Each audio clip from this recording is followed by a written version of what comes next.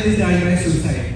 And if we dig into the NCRB data, we saw that the biggest reason for male suicide is family issues, marriage-related problems, domestic issues. So today we have a panel here, and we are going to discuss issues related to rising male suicide and mental health related to the suicide. In fact, आशना जी सबसे मैं आपके पास ही आऊँगा। अतुल सुभाष का जो case था, अभी recently हमने सभी जानते हैं अतुल सुभाष के केस के बारे में। आपको मैं बहुत सालों के बाद मिल रहा हूँ, लेकिन सैयद अली मखदूम का जब केस हुआ था तो सबकी आंखें खुल गई थी। मखदूम ने भी उसी तरीके से एक वीडियो बनाया था। मैं चाहूँगा कि एक थोड़ा स्टेज सेट करने के लिए आप थोड़ा सा कॉन्टेक्स्ट बताएं कि उस मखदूम के केस में क्या हुआ था, क्या सिचुएशन थी, क्या उसकी मनोस्थिति थी उस समय, क्या उसने आपसे शेयर किया था जब उसने डिसीजन सोचा इस चीज के बारे में, तो क्या स्थिति रही थी सर? एक्चुअली सैयद अहमद मखदूम ने जो स्टेप उठाया आज से 16 साल पहले, वो इसी तरह का सामने आया इस 16 साल बाद जब मैंने अतुल का वीडियो देखा। I was just shattered. Anyway, आज से 16 साल पहले जब मखदूम ने ये स्टेप उठाया था, तो एक सिंपल सी बात पे एक फैमिली डिस्प्यूट हुआ और उस पे वो साहिबा बच्चे को लेकर घर से फरार हो गई। और नेक्स्ट डे जो उन्होंने उन पे केस डाला वो 498A का था। एक बहुत ही पेनफुल चीज जो सामने आई, वो रीजन था कि वो जो साहिबा है वो मखदूम की 4th टाइम वाइफ थी, यानी कि Makhdoom was her 4th husband, जो कि शादी के बाद बच्चे के बाद पता चला। अब एनीवे उस पे कुछ आर्गुमेंट्स हुए, कोई सिंपल सी बातें हुई, चूंकि बच्चा हो चुका था and he was just a children loving person, वो बच्चों से बेइंतहा प्यार करता था और उसने इनके साथ somehow compromises करना शुरू करे। लेकिन as per our nature वो एक दिन किसी भी बात पे, छोटी सी बात पे एक क्रिमिनल इशू बना के निकल गई और 498 का केस इन पे दायर कर दिया। तो मुझे इतना शॉक हुआ कि एक पढ़ा लिखा पर्सन जो कि कनाडा से आया हुआ था, जिसको उनकी हिस्ट्री के बारे में बहुत कुछ नहीं पता था, उस लेडी ने इतना एक फैमिली इशू को इतना बड़ा क्रिमिनल केस बना के पेश किया। वहां पर जाते ही वो बंदा इतना शैटर्ड हो गया। एक इज्जतदार पढ़े लिखे लड़के के लिए पुलिस स्टेशन जाना, पुलिस का उसके घर पे आना बहुत ही ह्यूमिलेटिंग होता है। और खासकर मखदूम जैसे लड़के के लिए जो कि मास्टर्स इन सोशल वर्क करके गया था और कनाडा में he was working with welfare sector specially for women and children. अब सोचिए एक ऐसे बच्चे के लिए जो कि खुद ही फाइट करता आया 11 साल एक ऐसी नौकरी करते हुए जहां वो औरतों के हक और बच्चों के हक के लिए काम करता रहा। पैथेटिक और पेनफुल चीज जो हुई, अब से पहले जो पैनल पे चाइल्ड को लेकर जो हथियार बना के यूज करते हैं उस पे मैंने सुना, तो उन्होंने बहुत कुछ बोल दिया, वो सब कुछ बोल दिया जो हम सब पे भी थी और मखदूम पे भी हुई थी। मखदूम अपने वो बच्चे को ले जाने के बाद मखदूम 4 केसेस लड़ रहा था, 420 का उनके ऊपर डाला, उसमें बहुत हद तक आगे बढ़ गया। और उनके अगेंस्ट वारंट भी निकल गए थे और 498 का तो वो लड़ ही रहा था। उसके अलावा चाइल्ड कस्टडी और विजिटेशन राइट का भी वो लड़ रहा था। We have more presence in the social media in today's times. We have so many platforms. We have this such a big event that is happening, that is one success of the men's rights movement itself. So we have come a long way, but when you say what are the things that we should be doing, it's not like one formula that we can follow. It has to be a platter full of judicial activism, help groups, helplines, PILs, and all of this has to go hand in hand. And of course, events like this, platforms like this, where people can just come forward and share and be together. In fact, these are also platforms where victims are, they are transformed into fresh activists who can take the things forward when probably we are engaged somewhere else. So I think it has to be a platter full of a number of things which will take us forward. All right, I think, Shoni, if you want to answer that question, you can, but I want to end the session with you, if you can answer that also, and along with that, you can answer that if you are ever a victim of a false case, or if you are implicated in a false case where you feel that your life is just completely shattered, what would be your message to families, to men, to anyone sitting in the audience who is going through that ordeal? So the message is very simple. I'll first answer this and then I'll answer what is ailing women's right. The message is very simple: fight it out. There is no other solution. Unless you put yourself in that fight, you are not going to win. I'll give you an example. People say child custody father को नहीं मिलती। एक सर्वे आपने किया 25% लोगों को मिलती है। मैंने नियरली 100% लोगों को चाइल्ड एक्सेस दिलाया। नियरली 100% को चाइल्ड एक्सेस दिलाया। चाइल्ड कस्टडी में 1 in 5 का रिकॉर्ड है जिसको मैंने काउंसिल किया। आपने फाइट शुरू ही नहीं किया, आप पहले ही हार मान के बैठ गए हो कि नहीं मिलेगा तो कतई नहीं मिलेगा। मैं कह रहा हूं अगर 1% चांस है, it is infinite times more than 0। Infinite times more. There is no other way but to fight it out.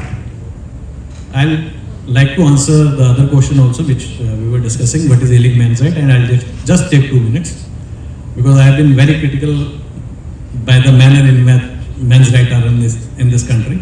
First of all, the men's rights is penetrated by a socialist mindset, and that is the biggest mindset, that making money from the movement or because of the movement is bad. So essentially all this aversion towards becoming lawyers or advocates is because of that. Because he has become an advocate, he has become a lawyer, he charges fee. It is bad. He should do all the cases pro bono. He should fight for all the people free of cost. Why? He doesn't have a family. He doesn't have expenses to keep. He doesn't have to pay electricity bill. He doesn't have right to, lead a reasonably well life or comfortable life. Secondly, all these NGOs, including my NGOs, it has become thieves. Why? We cannot see other people, other group doing better than us. And what is this fascination that only we can do? Why not anyone else? So when I say that any event which is happening and some other people are there, they should go to each and every event which is happening in the city. Why should not they go in Ekam Nyaya event or some other event or a SIF event or any other event? But we know, and all of us sitting here know, that there are NGOs who are in this city and who has not come to this city. So these are very important points. We need to address these. Number one, no movement can run without money. And that is the big monkey in the room. That is the elephant in the room, and we need to address this. I'll just wind up by saying and in fact thanking the only one person that we got as a sponsor for this conference is We the Men. Thank you so much, Tejasvi. We reached out to a lot of brands, and you know there is just no support. So when brands don't pay, when you are not earning and putting yourself completely into this, then how do you survive? And I think I have suffered the most, I think for the longest of years. But yeah, Shoni, you're absolutely right. Nothing works without money. A lot of money has gone into this conference, and we are extremely thankful to our donors, to each and every person who gives us even 10 rupees. This conference has entirely happened because of individual support. There are no sponsorships. And without money, of course, we cannot put up a platform like this. Thank you so much, gentlemen. Vikas Datta amongst us. Yes, sir, kindly join us on stage.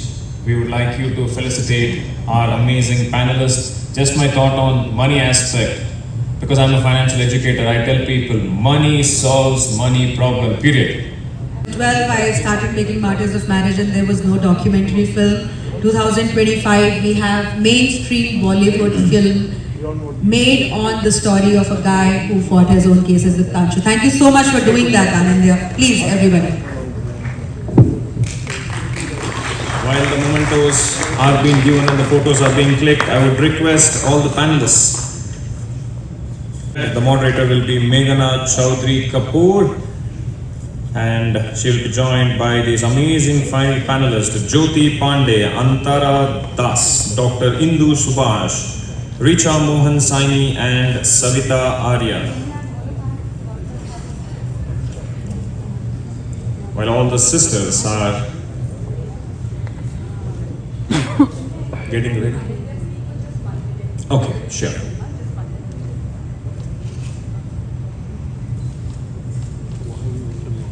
We would request Anindya Vikas Datta ji not here, okay? We have Savita Arya, who has rescued thousands of girls from trafficking, forced marriages, but at the same time she has also got multiple women arrested for filing false case that they have made against men. Meghana ma'am, I would request you to take over from here.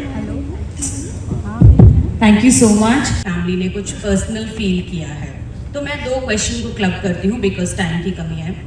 वो books किस बारे में है और उसमें आपने क्या what you have poured in those books, और दूसरा क्वेश्चन जो सुसाइड करेक्शन पे मेजर्स हुई हैं, कितनी हुई हैं और कितनी नहीं हुई है, इसमें क्या हो सकता है? ओके जो पहला क्वेश्चन था उसके लिए ये था कि जब तक आपको खुद दुखता नहीं है तब तक आपको दर्द का पता नहीं चलता।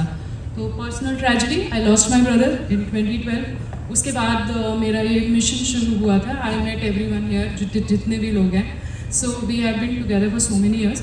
वहाँ से शुरू हुआ था। पहली बुक जो मैंने लिखी थी अनुराग, वो मेरे भाई की कहानी थी, क्योंकि मुझे ऐसा लगता था कि वो तो कहानी कहने से पहले चला गया, ठीक है, उसको तो जाना ही नहीं किसी ने भी कोर्ट में, तो मैंने ही रिप्रेजेंट किया था उसका पूरा केस जाकर। फिर मुझे लगा कि उसके साइड की स्टोरी सुनने तो वाला नहीं है कोई भी, ठीक है, तो एक किताब फॉर्म में लिखते हैं कि क्या एग्जैक्टली हुआ था। तो फिर मैंने वो लिखा। उसके बाद डिमांड आई दोबारा, जब मैं लिख रही थी कि एक भाई की कहानी लिखेंगी, बाकियों की नहीं लिखेंगी, तो फिर एक और मैंने बुक लिखी जिसके टाइटल का आइडिया मैं बोलना चाहूँगी। फिल्म मेकर है संजीव कुंडीर, यहाँ पर नहीं है अभी, हाँ वो नहीं आ पाए, मुंबई में है। उन्होंने मुझे, मैंने कंपाइल कर दिया था, और फिर कुछ लोगों ने बोला नाम बदल दीजिए, कुछ ने बोला नहीं वैसा का वैसा ही रखिए सब कुछ, तो वो लड़का हुआ है उसका नाम है। और वो जो है कहानियों का संकलन है, रियल स्टोरीज हैं, उसका मैंने इंग्लिश संस्करण भी अभी उतारा है, कॉन्ग्रेट्स इट्स अ बॉय। वो आ रहा था कि सब लोग हिंदी पढ़ नहीं सकते हैं, इसलिए ट्रांसलेशन करवाया। तो ये था पूरा कि वो बुक्स हैं और वो अवेलेबल भी हैं जिसको भी खरीदनी है। तो ये वो कहा एक्चुअली क्या होता है कि जब आदमी ने महिलाओं की कहानी कही तो बहुत अच्छे तरह से, बहुत सहृदय कही, लेकिन महिलाओं की कहानियों में पुरुष हमेशा विलेन होते हैं। तो मैं एज इट इज, आपको बहुत कोई साहित्यिक स्तर पर बहुत अच्छा ऐसा नहीं लगेगा, लेकिन वो कहानियाँ वैसी की वैसी हैं जैसे उस पुरुष ने भोगा, तो वैसा मैंने रखा। और बहुत सारे सिनेरियोज, क्योंकि यहाँ पर कोई एक्टिविस्ट बैठे उनको लगेगा ये तो मेरी कहानी है, ठीक है, तो वैसा ही रखा, और वो उनकी कहानियाँ हैं और उनकी ज़ुबानी सुनी मैंने, उतारा, और फिर वैसा है। माय सेकंड क्वेश्चन वाज कि सुसाइड करेक्शन पे क्या मेजर्स हुई हैं और क्या और हो सकता है? All right, suicide prevention. हाँ, सुसाइड प्रिवेंशन पे हाँ मैंने ये वाला उसके बाद जब ये सब ऑथर वाला काम चल रहा था, साथ साथ में मैंने sexual harassment at work place, POCSO, suicide awareness, ये सारे छोटे छोटे कोर्सेज किए, क्योंकि मुझे पता था। तो अभी क्या होता है कि जब भी आप कॉर्पोरेट में जाते हो, कहीं भी जाते हो, उनके प्रॉब्लम्स होने से वहाँ पर उनको कोई सुनने वाला नहीं है, ठीक है। और हमको पता है कि पॉश के चक्कर में एक दो तीन ऐसी घटनाएं हुई हैं जहाँ सुइसाइड्स हुए। वहाँ से मुझे ख्याल आया कि when that thought is coming in your mind there should be something. तो फिर I was working with the, अभी चीनू मैम जो थी उनके साथ भी काम किया है हमने, बहुत सारे अवेयरनेस प्रोग्राम्स किए, एक ऐसे हेल्पलाइन नंबर निकाला, एक कंपनी बनाई श्रुत सखा नाम की, ठीक है, संस्कृत नेम, श्रुत मतलब सुनने वाला, सखा मतलब फ्रेंड, जस्ट कॉल टॉक। कोई थेरेपी नहीं है यहाँ पे क्योंकि कोई सुन नहीं रहा है। मेरे को ये समझ में आया लिसनिंग स्पेसेस नहीं है। जो मैं जब जाती हूँ, जब मैं ट्रेनिंग प्रोग्राम लेने का मेन मेरा यही था कि I will go and connect to those people जो यहाँ नहीं आ पा रहे हैं, एक्टिविस्ट नहीं है, वो तो अपने काम में बिजी है ना, वो पैसे कमा रहे हैं क्योंकि पैसे भी कमाने हैं आदमी को। तो अब मैं वो जाती हूँ, जब वो लोग पूछते हैं तो फिर हम कहाँ जाएं, नाउ आई हैव, अब यहाँ पे इतने सारे प्लेसेस भी हैं, जिसके पास जाना है उसके पास जाओ, whatever is available to you. So that was the thing. Gaps जो है वो यही है, सुन लो पहले, बाकी बातें बाद में होंगी, उसको थेरेपी की ज़रूरत है, उसको क्या ज़रूरत है वो बाद में देखेंगे। First listen to that man, भाई है आपका, फ्रेंड है आपका, कोई भी है, उसकी बात सुन लो, बेवकूफ़ी भरी लगेगी फिर भी सुनो। वेरी नॉर्थ ईस्ट में इस मूवमेंट को चला रही है। नॉर्थ ईस्ट हमेशा ऐसे माना गया है, मेनलैंड में जो हो रहा है वहाँ कुछ अलग ही होता है, वहाँ तक नहीं पहुँच पाता है। सो इस मार्जिनल मूवमेंट को चलाने में आपका इसका इंटरेस्ट आपको कैसे आया? और दूसरा मेरा वेरी इंपॉर्टेंट क्वेश्चन, आपका यूट्यूब चैनल जो कि फेमिनिस्ट मास कंप्लेंट की वजह से बैन हुआ था, so would you like to talk about that, what happened in that? Yes, first I'll start with the story behind Femme in India, क्योंकि इसके पीछे भी एक कहानी है। तो पुरुष मुझसे एक बात पूछते हैं कि what is men's rights? पुरुष महिला से पूछ रही है what is men's rights? मतलब उनको खुद ही नहीं पता कि men's rights जैसी भी कोई चीज़ होती है। मैं उनको बोलती हूँ एक किताब का पहले का जो 2-3 पन्ने हैं, पहले के जो 2-3 पन्ने हैं, जो प्रीफेस, ऑथर्स नोट्स वगैरह, जिसे मैक्सिमम लोग यूजलेस समझकर पढ़ते ही नहीं है, वही है मेंस राइट्स। मतलब एक किताब, हम डायरेक्टली पॉइंट पे आते हैं कि मुझे चैप्टर 1 चाहिए, लेकिन उसके पहले वो भी तो ऑथर ने लिखी है, उसमें ऑथर्स नोट है, डेडिकेशन है, प्रीफेस है और भी बहुत सारी चीज़ें होती है, तो वो ignored part of the book है और वही है मेंस राइट्स। तो फॉर्म इन इंडिया के जो फाउंडर है मिस्टर दीपांकर घोषाल, 2016 को उसकी कोर्ट मैरिज हुई थी and after just 2 months of the marriage उस पर उसकी वाइफ ने केस फाइल कर दिया था। It was a love marriage and case file कर दिया था। तो दीपांकर के जो फादर थे recently passed away, so he was a very renowned homeopathy doctor in north east. तो उनके लिए ये डिफेमेशन जैसा हो गया कि मेरे बेटे पर बहू ने डोमेस्टिक वायलेंस के चार्जेस लगाए and she also implicated Dipankar's mother. तो घर का माहौल खराब हो गया और पिता ने अपने बेटे से बात करना बंद कर दिया टोटली। तो दीपांकर को सुसाइडल थॉट्स आने लगे, बहुत कुछ झेलना पड़ा, लेकिन वो लड़ता गया और उस टाइम पे दीपांकर की एज सिर्फ 24 साल की थी। वो लड़ता गया and then came a time जब बहुत सारे केसेस की थी लड़की ने और बहुत सारे केसेस डिसमिस कर दी गई due to lack of evidence, क्योंकि सारे के सारे झूठे केसेस थे। फिर एक टाइम आया जब उसके फादर को समझ में आया कि नहीं, गलती मेरे बेटे की नहीं है, क्योंकि इंडियन फैमिली में ये देखा गया है कि जब आपके बच्चे के खिलाफ कोई कंप्लेन करता है, मतलब हमारे पेरेंट्स ऐसे करते थे कि मेरे अगेंस्ट अगर किसी बच्चे ने कंप्लेन किया है तो मुझे ही आके गाली देंगे या पीटेंगे कि मैंने ही गलत किया है। तो वही सिचुएशन हुआ था एंड देन वी थॉट कि no, I think there should be something, क्योंकि नॉर्थ ईस्ट एक ऐसी प्लेस है जहाँ पे डाउरी सिस्टम नहीं है। आपको ये पता होगा कि जो वेडिंग्स वहाँ होती है, जो एसएमएस वेडिंग्स वगैरह होते हैं, वहाँ पे लड़के ही ज्वेलरीज लेकर दुल्हन को देते हैं, मतलब द ग्रूम साइड है। मैट्रियार्कल सोसाइटी, हाँ मैट्रियार्कल है बेसिकली। और जो मेघालय है वो तो पूरा मैट्रियार्कल है, वहाँ पे लड़के शादी करके लड़कियों के घर जाते हैं। हालांकि वो बाकी साइड्स में नहीं है ऐसा, बट डाउरी सिस्टम वहाँ पे नहीं है। नॉर्थ ईस्ट में देयर इज नो डाउरी, क्योंकि ज्वेलरी कपड़े वगैरह लड़के ही, मतलब जो ग्रूम साइड है वही लेकर आते हैं। फिर भी वहाँ केसेस है, लेकिन लोगों को पता नहीं है, क्योंकि लोग इसके बारे में वहाँ बात नहीं करना चाहिए, वहाँ पे चाहते नहीं, क्योंकि वहाँ पे इतना अवेयरनेस नहीं है, और उस जगह के माइंडसेट्स कुछ अलग है, लोगों के माइंडसेट अलग है वहाँ पे। तो ऐसे बहुत से केसेस हमें मिल रहे हैं। रिसेंटली मेरा एक student, I am an assistant professor also, तो मेरे एक स्टूडेंट को भी ऐसे फंसाया गया एक BNS 69 केस में। तो ऐसे बहुत सारे केसेस हमें मिलते गए। सो वी थॉट कि we should come up with something. तो पहले हमने जस्ट एक वेबसाइट और एक फेसबुक पेज से स्टार्ट किया था। Then we created a YouTube channel जहाँ पे हम विक्टिम्स के इंटरव्यूज लेने लगे। Deeptanshu Shukla was the first person जिसका हमने इंटरव्यू लिया था। And then we created form in India, जो कि एज एन NGO हमने रजिस्टर किया। यहाँ पे मैं एक और बात बोलना चाहूँगी, क्योंकि हम बात कर रहे हैं मेंस राइट्स की। लोग सोचते हैं कि फॉल्स केस कर दिया, चलो बाइज्जत बरी तो हो गया, अब क्या ही उसको ट्रॉमा है। लेकिन मैं यहाँ पे केस लाना चाहूँगी सबके सामने, जिसके बारे में सभी ने सुना है, Sarabjit Singh case. I think Sarabjit ji यहाँ बैठे हैं।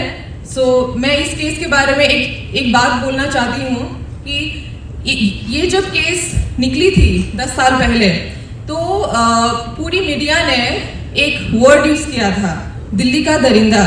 आज जब आप कभी भी बोलोगे सरबजीत सिंह केस, पहले कोई नहीं पहचानेगा, जैसे ही आप बोलोगे दिल्ली का दरिंदा, सब पहचान जाएंगे। So this is what happens when you get implicated in a case. भले ही आप बाइज्जत बरी हो जाओ, भले ही आपको इनोसेंट प्रूव कर दिया जाए, कोर्ट आपको क्विट कर दे, कुछ भी हो जाए, लेकिन वो एक इम्पैक्ट हमेशा रह जाता है। तो लोगों को ये समझना बहुत जरूरी है कि what happens when you file a false case, right. और आपने पूछा था यूट्यूब चैनल के बारे में। तो रिसेंटली क्या हुआ था कि हम एंटी वुमेन तो है नहीं, क्योंकि मैं खुद भी एक महिला हूँ, तो मैं एंटी वुमेन तो नहीं हूँ। तो हम सिर्फ उन्हीं केसेस के बारे में बात करते हैं जहाँ पे झूठे केसेस किए गए हो, या फिर किसी ने अपनी जान गंवाई हो झूठे केसेस की वजह से। तो रिसेंटली क्या हुआ कि यूट्यूब चैनल के डिलीट होने के लिए आपको 3 स्ट्राइक्स का आना जरूरी है, लेकिन हमारी चैनल अचानक से कुछ दिन पहले रिमूव कर दी गई थी बाय यूट्यूब। तो हमने सोचा कि मे बी कुछ कम्युनिटी गाइडलाइंस वायलेट हुए हो, क्योंकि हम इस तरह के केसेस सामने लाते हैं। देन दीपिका जी ने मुझसे कहा कि no Antara, you don't leave it like that, you make a video on Twitter. अब X में एक ट्विटर बनाइए और हम उसको रीशेयर करेंगे, ताकि यूट्यूब एटलीस्ट आकर वहाँ कमेंट करे, कुछ तो करे, क्योंकि they just can not remove a channel like that ना। उनकी भी तो कोई गाइडलाइन है कि ये गाइडलाइन अगर वायलेट हो तभी चैनल रिमूव होगी। तो हमने एक वीडियो डाली, उस पर सभी लोगों ने, सभी हमारे जो ज्योति दी ने, सोनी जी ने, दीपिका जी ने, सभी ने उसको रिट्वीट किया। तो यूट्यूब ने वहाँ पे रिप्लाई किया। एंड उसके बाद आई थिंक दीपिका जी ने इसको मेल भी किया था रिगार्डिंग दैट। तो फिर उसके बाद हमारी चैनल वापस आई। बाद में पता चला कि that channel was actually mass reported by feminist, जो कि हमारे फॉलोअर्स ने हमें बताई थी। उन्होंने कुछ स्क्रीनशॉट्स भेजे थे जहाँ पे कुछ महिलाएं बात कर रही थी कि इस चैनल को डिलीट कराना है, क्योंकि ये महिलाओं के खिलाफ बात करते हैं। तो उनका एक टेलीग्राम चैनल बना हुआ है, तो वहाँ पे हमारे लिंक्स भेजते थे। वहाँ पे बहुत सारी महिलाएं इंक्लूडेड हैं, फेमिनिस्ट वगैरह, और वो मास रिपोर्ट करते हैं, जिसकी वजह से हमारा चैनल रिमूव हुआ था। तो इस तरह के प्रॉब्लम्स हमें झेलना पड़ता है। तो ऐसे बहुत सारी चीजें हम करते हैं और आगे भी हम बहुत कुछ करेंगे। इसी से कॉमन इंडिया की शुरुआत हुई। वाह, अमेजिंग अमेजिंग। की बहुत कमी है कि पुरुषों आपके साथ अब नारी शक्ति भी फुल ऑन है। Thank you so much, ma'am. Savita Arya ma'am. While the mementos are being given, Deepika, they won't be given and the photos exchanged, we will move on to the awards ceremony. Justice Sadhana Jadhav ma'am to kindly join us on stage along with Dr. Anurag Batra. Anurag sir, kindly join us on stage, and we would request Pandit Satish Sharma ji to kindly be here with us. This particular segment will be handled by founder and director of Dekamnyai Foundation, Deepika Narayan Bharadwaj.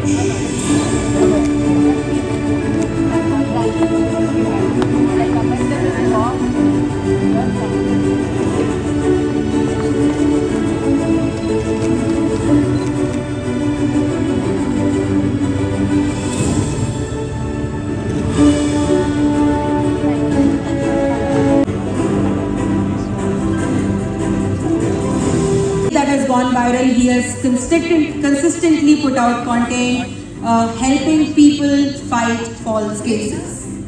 So big round of applause for Bahar Suryavanshi, ladies and gentlemen. We have next, extraordinary RTI effort has led to remarkable discoveries. The conviction rate in 498 now stands in Delhi just 0.4%, and the rape conviction rate in Delhi stands just 4.3%. He consistently filed RTIs to get these results out throughout of the last year. Consistently went to the courts, went to the police stations and dug a lot. Papa, Mama, please join me. So many people here fought his own cases, won the cases, founded an NGO in Nagpur, written more than 100 plus articles, and now asking everybody to fight it hard. Thank you so much, Mithun, for coming all the way from... Sham aa raha hai. Papa is going to give award only to Sham. Papa, be there. With acid, 5 liters of acid just for saying no to a woman for marriage. You may not be able to recognize his scars right now, but Sham was completely burnt on the right side and he lost his ear as well. But this man has not given up and he's fighting hard and he's going to get that woman convicted, and we are fighting along with Sham Ruhil.